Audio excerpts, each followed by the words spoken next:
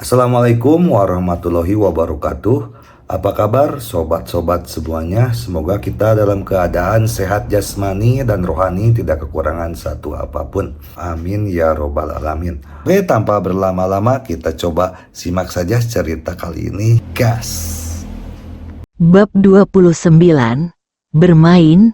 Direktur Maryam, Anda harus membuat keputusan untuk kami. Henry sebenarnya menggunakan cara tercela untuk memaksa kami melakukan hal semacam ini terlebih dahulu, dan kemudian menggunakan cara jahat untuk membuat kami tidak dapat bergerak dan mempermalukan semua orang. Keluar rumah dengan wajah penuh, yang kehujanan mulai menangis. Alis Maryam berkerut. Dia sudah mendengar tentang hubungan ambigu antara Wang Huaiyi dan pemimpin tim berikut, tetapi dia tidak mau memperhatikannya dan tidak pernah bertanya. Ketika hal seperti itu terjadi hari ini, dia langsung menyimpulkan bahwa perselingkuhan antara dua orang telah terungkap. Namun, tuduhan tiba-tiba Wang Guoqing terhadap tangis Henry dan Jia Feifei benar-benar membalikkan alur cerita. Satu adegan mengubah pelaku kejahatan menjadi korban. Beralih untuk melihat Henry, dia menemukannya berdiri di sana dengan ekspresi tenang, seolah-olah dia tidak ada hubungannya dengan dia. "Henry, apa yang terjadi?" Maryam menatapnya, ingin dia mengatakan yang sebenarnya. Henry memandang Jia Feifei dan bertanya, "Kamu bilang aku memaksamu melakukannya?" "Ya, manajer Wang dan saya sedang melaporkan pekerjaan ketika Anda tiba-tiba bergegas masuk dan memaksa kami melakukan hal seperti itu untuk melampiaskan kemarahan kami pada Guo Waner." Setelah Jia Feifei selesai berbicara, dia menangis lebih sedih lagi. Henry tidak berkata apa-apa, menoleh ke arah Wang Huaiyi dan bertanya, apakah yang dia katakan itu benar? Tentu saja benar, Henry. Apakah kamu tidak punya nyali untuk melakukannya tetapi tidak punya nyali untuk mengakuinya? Wang Huaiyi merasa percaya diri saat melihat tatapan mata Wang Guoqing yang memberi semangat.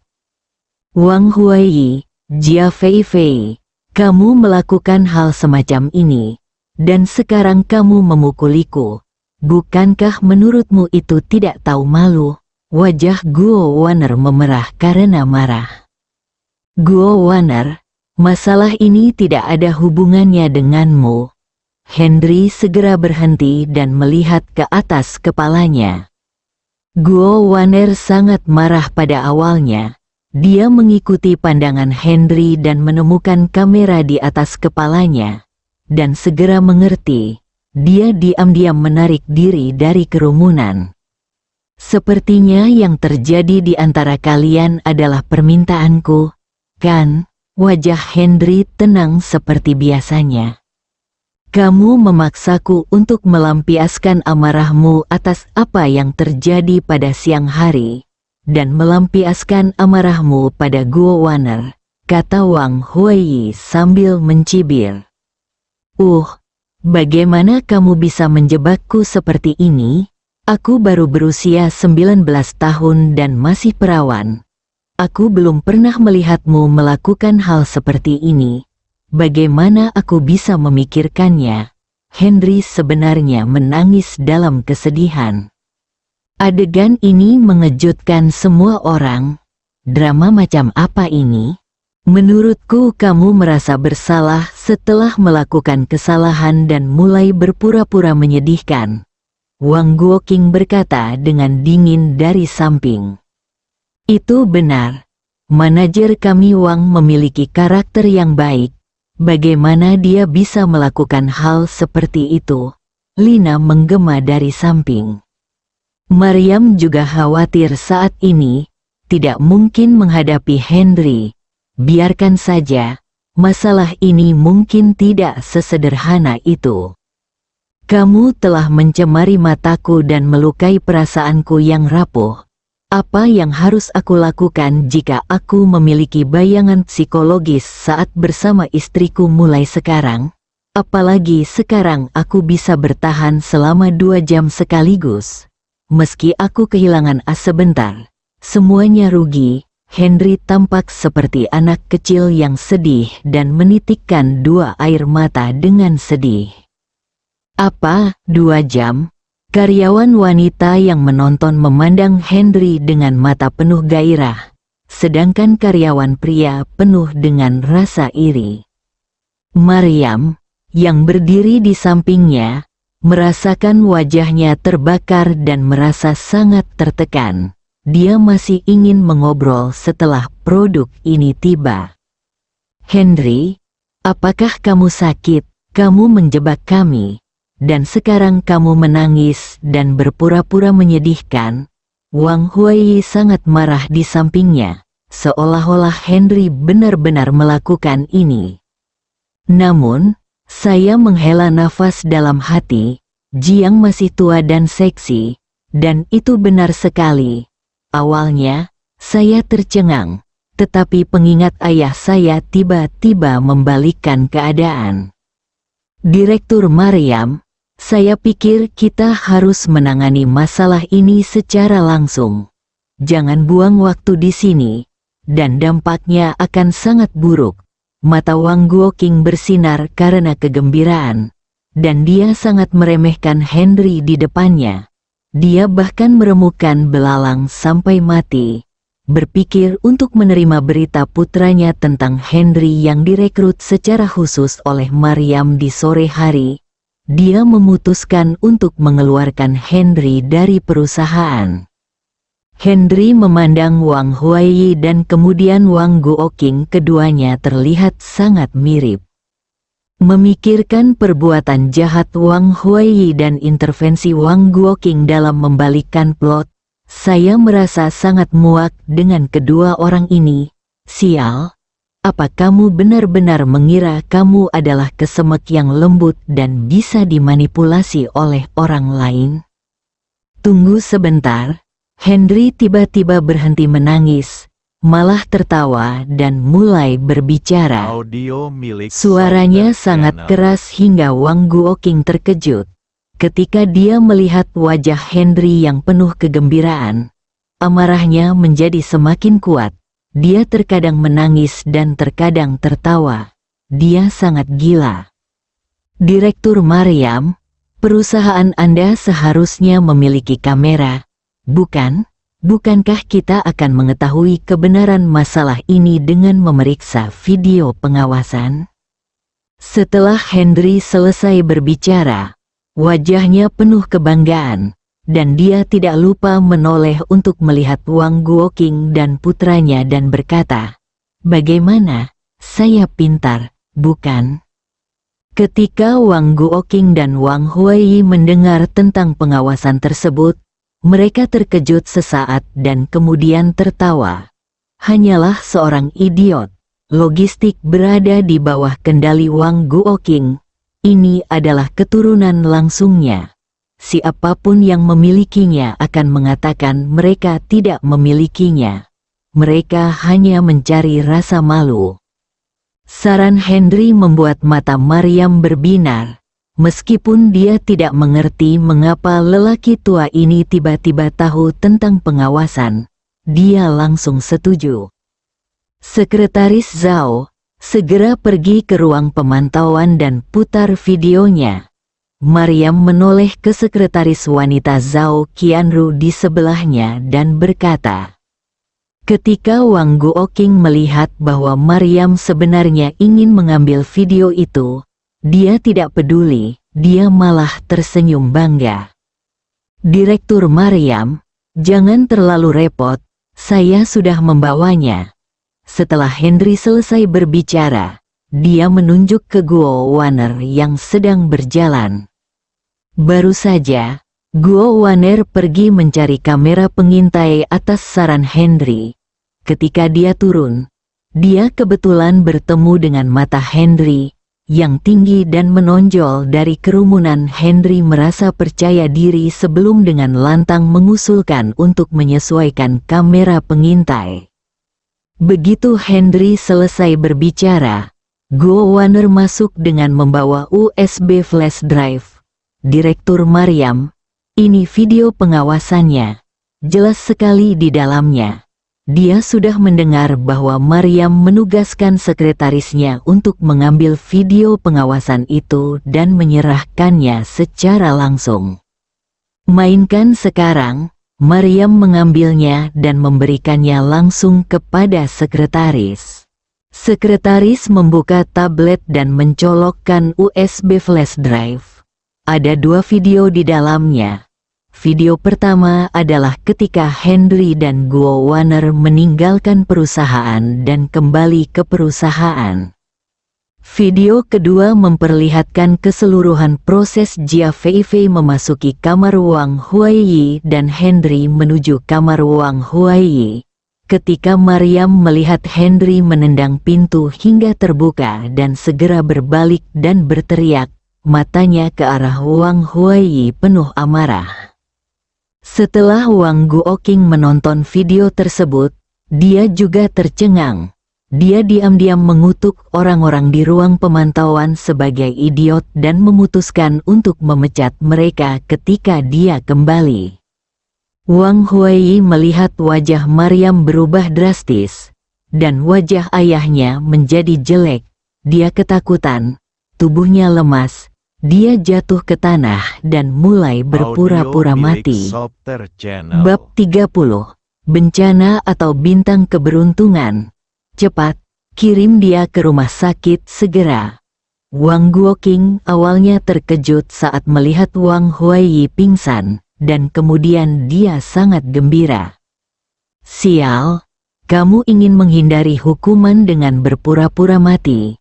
Jika kamu berhasil dengan trik kecil ini, bukankah IQ Henryku akan diragukan? Henry berdiri sambil tersenyum. Jangan ganggu aku.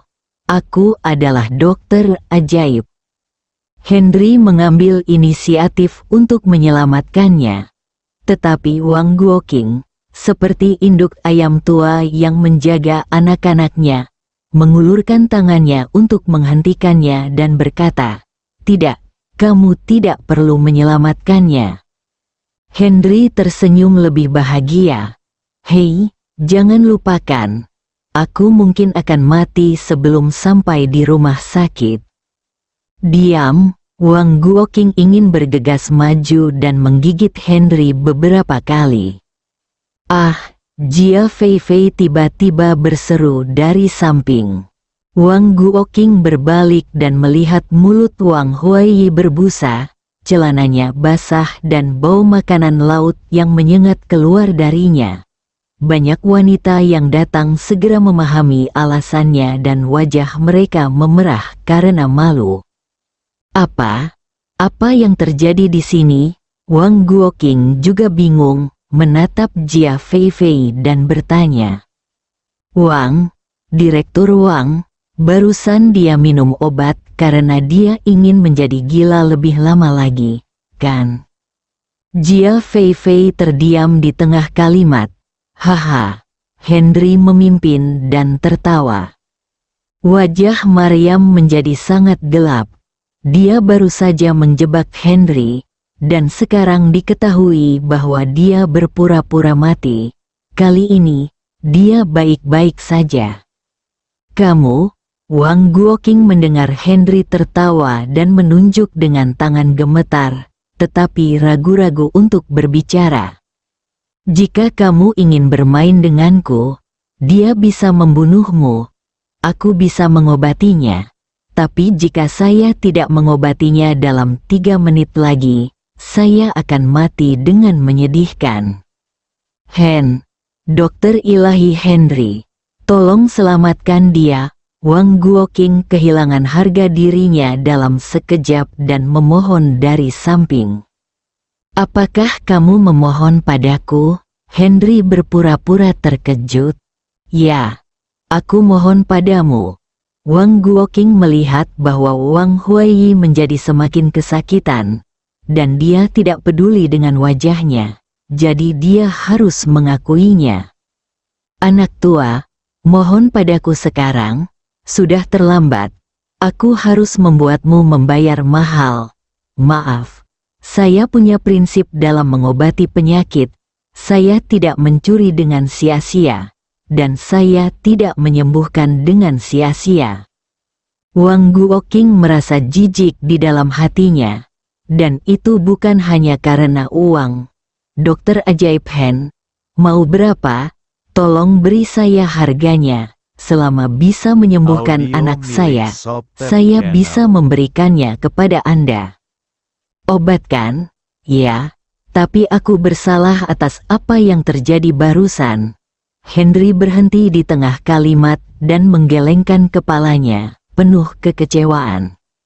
Wang Guoqing sudah menjadi gila karena kecemasan. Sekarang Henry berbicara tentang apa yang terjadi sebelumnya.